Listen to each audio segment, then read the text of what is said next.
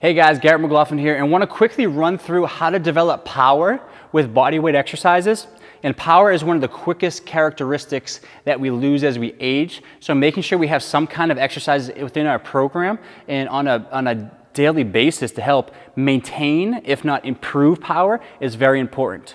So in this quick series, what I'm going to run through is actually 5 steps to the exercises that I like to run through to teach my athletes how to maintain, if not improve power. We're going to go through the squat jump. We're going to use the TRX to assist. We're going to do power step-ups. We're going to do lunge jumps and also use the TRX to assist that. Finding an intermediate piece of equipment that can help bridge the gap on some of these movements is important because you're going to need to realize we're not just looking to do the movement slowly. Power means quick and explosive. So having something to allow us to sit into the right position to be explosive is really what we need to see good results. So in a quick second, I'm going to run you through my 5-step power development series. First up, when it comes to power, we want to work on the squat jump. The squat jump is a bilateral exercise and the best starting point. I always recommend before you complete any kind of explosive movement that you have the strength, the stability, and the control to do the stationary version. So if we're going to do squat jumps here in a second, you should be able to work on and complete normal body weight squats, if not add some weight to that. So make sure you have that first before you move forward. Okay? To do the squat jump, some people actually need to start with just a non-repetitive squat jump because learning how to lower down and quickly explode up becomes challenging. So just for a regular non-repetitive squat jump, we're going to sit down, hips back, chest forward, and then jump as high as we can. Okay? Set up again, lower down, explode. So start performing some of those. If you notice with power exercises, we don't want to do a tons of reps. We're not trying to actually fatigue. It's not an endurance thing. We want to do a small amount of reps. Usually I keep this nowhere more than 6 to 8 reps max, but more explosive and fast, okay? If we start to fatigue and we're working on 10, 15, 20 reps, we're no longer working on power. It's more of an endurance thing. So once you get the non-repetitive squat jump down, what we want to do is actually the repetitive one. So on all of these, we want a nice, quick, controlled lowering and then explode back up into the air. That is one of the most important things with power exercises. It's not a slow lowering down to the ground, and then when you're ready, come back up. It's almost like a get down and then get right back up because that energy, as we store that energy, is going to allow us to be more powerful on the explosive phase, moving up into the sky. So here, lower.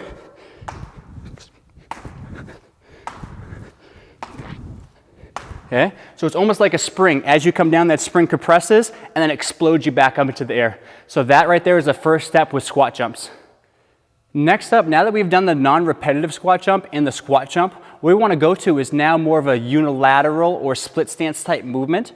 The power step up is one of the most beneficial power exercises to put in that spot before we get to lunge jumps. It's actually the perfect middle ground to help us progress properly because we don't want to jump just from a beginner to an advanced movement. We need to find something in the middle to progress us properly because it's not just about doing the hardest exercise possible, but doing a movement, performing it correctly with tons of power and explosiveness that can help us bridge the gap to that harder movement. So power step-ups, what we're going to do is make sure first we have the stability, the strength, balance, and control to perform step-ups. Again, always think, do body weight, add some weight to that, make sure you have that movement first. Then when we go to the power step-up, we're going to try to explode from the top of this step-up as high as we can, switch legs, and come back down. So just like the squat jump we showed before, make sure you can do this individually first before you work on the explosive, repetitive version. So jump and switch. Jump and switch. Again, get a little power from that top leg and get as high as you can. This top leg has to completely straighten to get you up. A lot of people I noticed that they stay really low to the ground and they switch. It's not a fast feet kind of thing. It's more of an explosive vertical height type of exercise. So once we get that down, we're going to go and now explode each time. Lower it down quick and then use that top leg to drive us back up. The top leg is very important because that's what we're trying to use to create the power and explosiveness up. The back leg quickly controls us, stops us, but the top leg is pulling us back up. So that is the next step here on the third stage, working on power step-ups. In our fourth stage, we're heading back to the TRX, so we're going to work on lunge jumps. Lunge jumps are by far one of the best bang for your buck power exercises using your body weight. The problem is people usually perform them incorrectly. That's why I like to use the TRX because it helps provide some assistance to get in the right position before we do the unassisted bodyweight version. So again, before you do TRX lunge jumps, you want to make sure you can do a regular reverse lunge. And I would think even without the strap, we want to come back, reverse lunge, and then drive up. So you should have the control, the stability, and the strength within that movement to do that properly. Making sure at all times, because this is going to carry over to the power exercise, we're not losing that stability. You see my knee here? My knee is never collapsing in. It's always staying aligned. So once you get into an exercise like the lunge jump, if you have any kind of underlying stability problems, this will be magnified once you get into the movement. So you probably know right away, oh wow, I see that knee is really collapsing in. Stop right there, don't perform the lunge jumps anymore. Take a step back, work on the split squats, work on the lunges, work on improving the stability through the hips and the balance, and then go ahead and progress back up to this level. So if we're looking at TRX lunge jumps, again, finding that comfortable position, sitting back here, elbows are slightly bent, and I'm gonna just lean back a little bit. I'm probably more upright here, but I'm not super forward. What I'm gonna do is try to explode using my front leg mostly, explode in the air and switch. Explode and switch. Initially with the non-repetitive version, I wanna make sure I'm maintaining alignment and not just flying through this exercise, not caring about form or technique. Once I make sure I'm aligned, I'm gonna lower down and then explode. Okay, so that is the TRX lunge jump. It's gonna help bridge our gap into our final exercise here in a second, the regular lunge jump.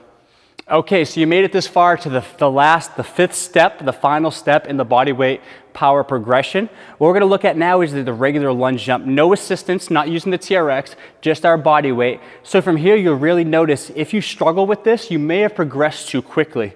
What I like to work on is about 4 to 6 weeks in each stage, each exercise to progress up to the lunge jump. If you do that too quickly, things will kind of fall apart in this step because it is a very challenging exercise. It is one I think a lot of people do consistently and a lot of personal trainers, strength coaches recommend, a lot in the group exercise classes, but to really perform it properly with a lot of power and explosiveness, you need to have that foundation set in place. So just looking at lunge jumps, I always start making sure I am in my correct position. My body knows, okay, this is where I need to be. I need to be aligned here. Opposite arm and leg. I'm gonna lift my back leg up, explode, lower down. Again, if I want to do a few just to make sure I'm in the right position, that's okay. Our goal is to be as quick and as explosive as possible. So I'm a little fatigued here for my workout today, but getting as high as possible is the end goal, not necessarily switching as fast as possible and staying low to the ground. So really on all of these, work on vertical height, lowering down quickly, and then exploding up as high as you can. All right, guys, there it is. That is how to create body weight power. What I really want to emphasize here is not picking the hardest exercise possible just to make it challenging. Pick an easier exercise and actually create some power. You want to get up and be explosive, get some vertical height each time. It shouldn't be this slow and drawn out movement. You'll see a lot of that in a lot of these group exercise classes. Really explode and create some explosiveness. That is what's going to carry over to help improve power development. Whether you're running up a hill and you need that quick push and explosiveness to get up. A lot of different sports. And power is very important, and often it decreases as we age. So those are the power exercises. Let me know if you have any questions or concerns. If you need to, again, grab a TRX or something, some kind of intermediate exercise equipment that can help bridge the gap on some of these, because that will make a very big difference as you try to progress step to step, because sometimes it is challenging to go from one to the other. So again, my name is Garrett McLaughlin. I hope you enjoyed this video. Let me know if any questions or concerns. Thank you.